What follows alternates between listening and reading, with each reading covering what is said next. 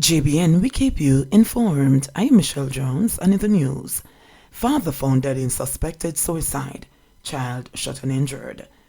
A man is suspected of killing himself and attempting to kill his 1-year-old child. Cleon Blackwood, 45, from Bannister District, Old Darby St. Catherine, was found dead, and his 1-year-old daughter found beside him in bushes in the area on Thursday morning. Blackwood had run away with the child after firing on police on Wednesday night. His body and the alleged suicide weapon was found. Police said Blackwood's child's mother made a report against him about 9 p.m. Wednesday night. The police went to Blackwood's home in a marked service vehicle, but upon approaching the house, the lawman saw Blackwood outside holding his daughter. Blackwood fired at the police and fled into bushes with the child. The police remained in the area until daybreak and commenced a search about 6:30 a.m. when Blackwood's lifeless body was found with a single gunshot wound to the left side of his chest, and his 1-year-old child was found with an entrance and exit wound to her abdomen. She was assisted to the Spanish Town Hospital where she was treated, and then transferred to the Bustamante Children's Hospital where she remains in a stable condition. A Taurus 9mm pistol with a magazine containing 14 9mm rounds with a round stuck in the breech was found close to Blackwood's body. It is alleged that Blackwood is a licensed firearm holder, but that has not yet been verified. Grangeville residents fearful after 2 people shot, 1 fatally. Fearful residents of Grangeville in Westmoreland are crying for help after 2 people were shot, 1 fatally, in their community on Wednesday morning. Soldier can't help we, not even police. Only God can help we, a distraught resident said. Gunmen went on a rampage in the community, killing a carpenter in a church graveyard and wounding a woman who stood along the roadway with her grandchild while going to school. The deceased has been identified as 56-year-old Jermaine Smith, otherwise called Shortman, of a Mint Road address. It is understood that Smith and the injured woman were neighbors. Reports said that Smith was along Top Road, Geneva and Grangeville, his usual routine, as he would feed his chickens. Shortly after 8 a.m., men on a motorcycle rode up and shot him in the leg. Smith ran in the direction of the church in an attempt to escape. However, he was chased by his attackers, who shot him multiple times in his face and upper body. The men then made their escape on the motorcycle in the direction of Mint Road, but not without spraying multiple bullets while riding. It's theorized that a stray bullet caught the woman who was standing at the entrance of Mint Road attempting to get a taxi. When asked to describe Smith, his spouse, who did not want to be named, said, "Him good like that man, him good. This man him go about 5 a.m. after leaving his son's lunch money in the dresser for school. He left my son's lunch money before leaving home this morning. I last night he ramp with him," his spouse said as she burst into tears. Meanwhile, the child that was with the woman was unharmed. The police were summoned and the injured woman transported to the Savannah Hospital, where she was treated and admitted in a serious condition. She is also said to be suffering from a heart condition. In total, 8 people were shot in the parish on Wednesday, 3 of which were fatal. In wake of the increased murders in the parish, Custis of Westmoreland, Reverend Canon Early Perrin, has called a meeting with the churches. Man killed in Arnett Gardens. The West Kingston police were kept busy yesterday processing the scene of a murder at Paradise Court in Arnett Gardens, where a man was shot dead shortly after 5 p.m. on Wednesday. The deceased has been identified as Timothy Shedden. It's reported that Shedden was sitting at the front of the community when men on motorbikes rode up and opened fire on him. He was shot multiple times in his upper body. He was taken to hospital where he was pronounced dead. Cop to be subpoenaed in Tivoli High teacher-student classroom brawl case. A police witness is expected to be subpoenaed to appear in court in the matter of the 16-year-old male Tivoli Gardens High School student who was involved in a classroom brawl with a female teacher. The cop is attached to the Denham Town Police Station where the incident was reported. The court case has been rescheduled for mention on November 21, the teen's attorney, Vincent Wellesley, said. The case was called up yesterday in the Kingston and St. Andrew Family Court. The teen is charged with assault and malicious destruction of property. Wellesley said no explanation was given for the rescheduled court date.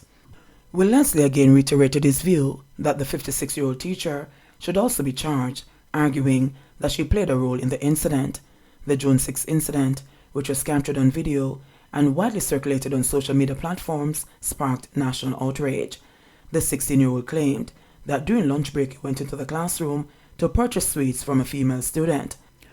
Upon request to leave the classroom, which he did not initially comply with, he alleged that the teacher threw a bag at him. The boy said that he acted in self-defense once the incident escalated. Kingston boyfriend charged for assault and robbery of girlfriend. The police have charged a man who is accused of hitting his girlfriend with a gun and then robbing her of $10,000. 26-year-old office attendant Bebita McFarlane, otherwise called Bimba, has been charged with assault of common law, robbery with aggravation, illegal possession of firearm and ammunition, and unlawful wounding. His court date is being finalized. The charges stem from an alleged incident along Orange Street in downtown Kingston on Monday. The police report that McFarlane, who is of a Charles Street, Kingston address, got into an argument with the woman.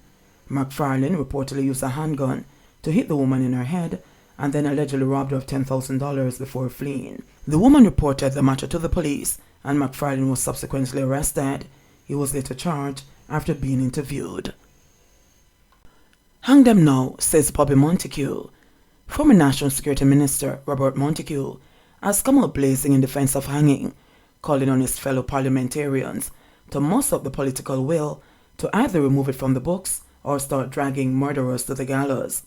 Speaking in the debate on the Firearms Prohibition, Restriction and Regulation Act 2022 in the House of Representatives on Wednesday, Montague urged National Security Minister Dr. Horace Chang to consider making the relevant legislative arrangements to resume hanging. We must resume hanging without delay. A quick analysis of the murder figures shows that for the 25 years from 1962 to 1987, some 7,447 persons were murdered in Jamaica, or an average of 297 persons per year, or 14.1 murders per 100,000. Madam Speaker, please note that the last hanging in Jamaica was done in February 1988.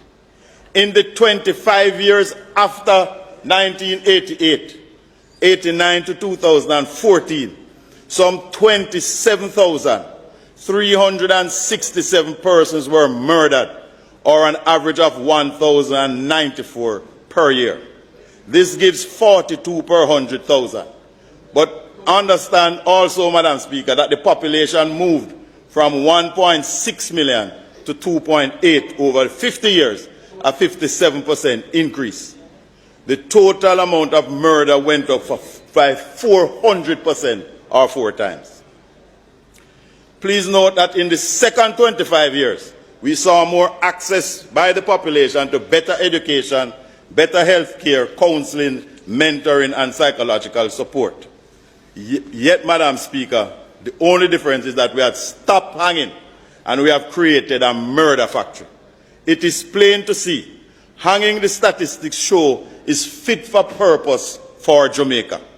It might not work elsewhere, but this 50-year study has clearly shown that hanging keeps murders low in Jamaica.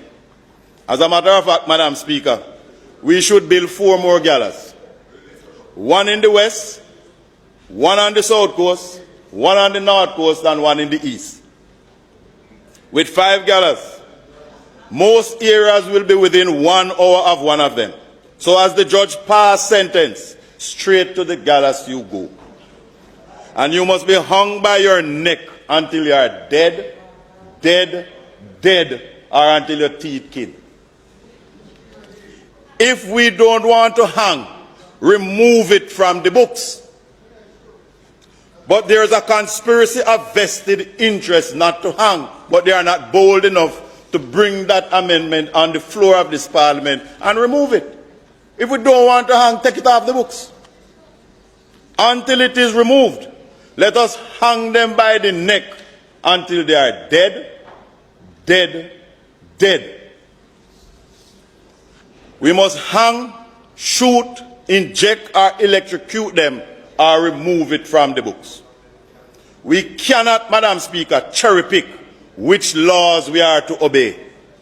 The vast majority of Jamaicans support hanging, yet some powerful and influential people don't want hanging, and we are not obeying the law.